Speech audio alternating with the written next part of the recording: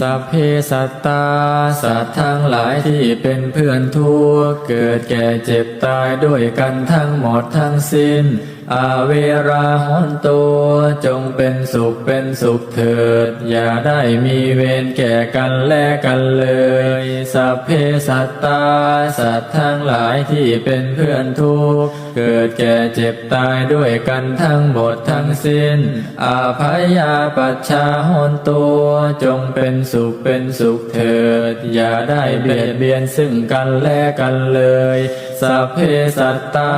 สัตว์ทั้งหลายที่เป็นเพื่อนทุกข์เกิดแก่เจ็บตายด้วยกันทั้งหมดทั้งสิ้นอานิฆาหนตัวจงเป็นสุขเถิดอย่าได้มีความทุกข์กายทุกข์ใจเลยสัพเพสัตตาสัตว์ทั้งหลายที่เป็นเพื่อนทุกข์เกิดแก่เจ็บตายด้วยกันทั้งหมดทั้งสิ้นสุขีอัตตานังปริหารันตัวจงมีความสุขกายสุขใจ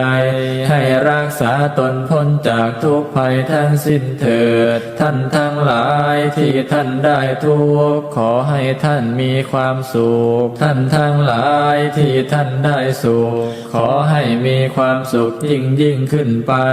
สัพเพสัตตาสัตว์ทั้งหลายที่เกิดเป็นชาลาภูชาที่เกิดเป็นนันทชาติที่เกิดเป็นสังเสทชาติที่เกิดเป็นโนปาติกา